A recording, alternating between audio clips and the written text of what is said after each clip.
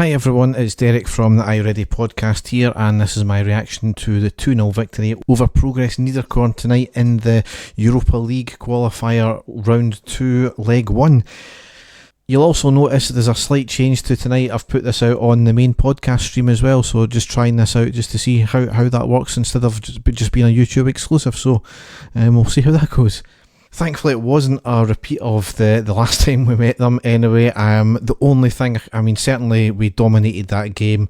The only thing I can say is it was only 2-0, and that's the only disappointing thing you could really argue about that, is it really should have been more, and obviously with Tavernier missing a penalty as well, it should have been 3, but certainly it was a very, very good performance. Niederkorn, they did have a couple of fleeting chances, one where McGregor had to have a good save, but on the whole they kind of had 11 men behind the ball most of the time, tried to get us in the break and really never succeeded. But certainly in the first half it was a very comfortable half. Progress, as I said, largely playing with 11 behind the ball. They were trying to hit on the break, which they'd done about twice in the first half, but they never really came to anything.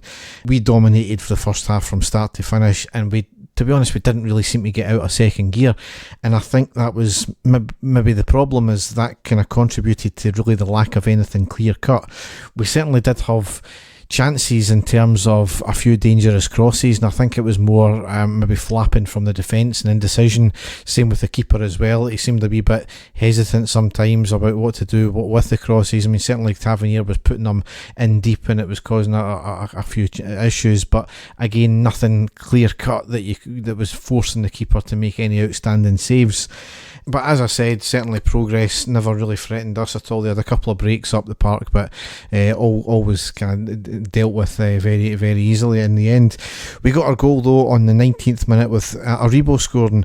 Good build-up play, working the ball into the middle. Arfield passes to Aribo, who picks up the ball, drops the shoulder to round the player, and hits a great place shot with his left peg into the bottom left corner from about 19 yards. Really good goal, and another player who seems to want to shoot, which was really good, and he's got the ability to bend shots as well, which is brilliant. One of our big things last year was the lack of ability to shoot, but when you've got people who wanting to do it and willing to do it, and who've got the technique to try it as well, it can only be good for our team. That's a few good shots we've had now in terms of goals made from them, so it's certainly good to see.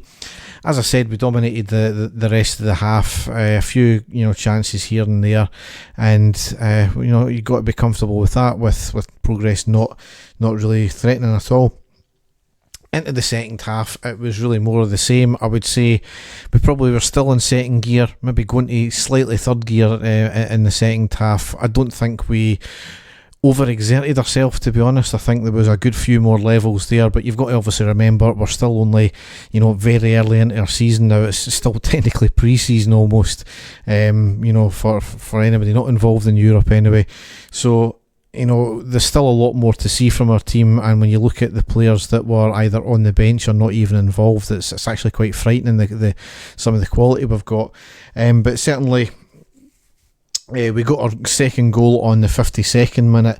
The preamble to this was the ball was in from the right, it falls to Arfield on the left of the box. He got a shot off, but the keeper had to rush out and make a block. Ball comes back out to us, and it was played in and around the box. The shot eventually got off, and it was deflected out for the corner. The corner was quite a fairly short one. It was out to Ojo on the edge of the box, right in the corner of the box. He took his time with it, switched feet, and then with a great shot into the bottom right hand corner, it went past the keeper. Really outstanding shot I felt there as well. Once again, somebody willing to take a shot and has the technique to do it. So all was looking good, and we were again all dominant. As I said, Tavernier missed a penalty, and that all started from on the 67th minute. Jones took the ball forward. He had just came on for Arfield. He went on a charging run down the left towards goal, got in the box, and he was taken out by the defender. No attempt to play the ball whatsoever there. Up steps Tavernier a couple of minutes later once everything had been sorted out. Tavernier, you know what he's like with penalties. It's almost a stick in to go in. You can't really say it was a good penalty, because any good penalty should really hit the target, but he hit the post, the inside of the post, and it travelled back out.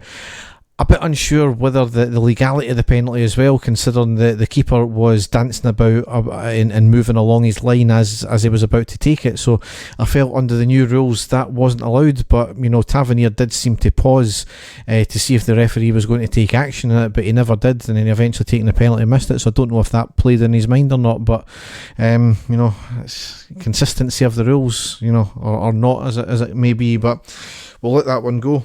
Progress had a couple of chances going up front, but it was snuffed out before any real danger came to it. The one, probably the best chance they had, was on the 78th minute, and it was a quick break from them up the park, and it left Tavernier running with the attacker. He managed to keep up with him, and he also managed to put a good foot in when he was just inside the box, and I think that put the player off enough. He did have a shot, but McGregor had closed the angle down by this point and came charging out and managed to make the save with his feet. So they still certainly showed a wee bit of danger on times, but that was the closest they came all night. Progress did get a player sent off for his second yellow card late onto the game. It was in the 87th minute. The ball got played up from our defence, and Defoe had came on shortly before, and he got Defoe in a headlock, and he tried to drag him down, and just stupidity from the player, and what else can you say? Certainly towards the end of the half, we did have a few good chances, and we really tested the keeper, or there was a few dipping shots. There was again more crosses that caused them issues, and I would argue that if it wasn't for their keeper, it would have been 3-4-5 tonight, but certainly we only managed to get the two, and you've got to be happy with it. We never conceded any away goals, but I think the danger still is there for the second leg, where Progress need to come out, and certainly when they did break forward, on the rare occasion, they were quite quick, and they managed to get the ball up to our box, but fortunately our defence was switched on enough. So it's something to watch out for. Hopefully it's not a banana skin. If we get one goal, largely it's game over. So let's hope that that's the case anyway, we don't have a repeat of what happened in the second leg of the qualifier the last time we played them. So the next game we've got is obviously Derby County on Sunday, and then obviously we're playing next week in the next round of the qualifier. So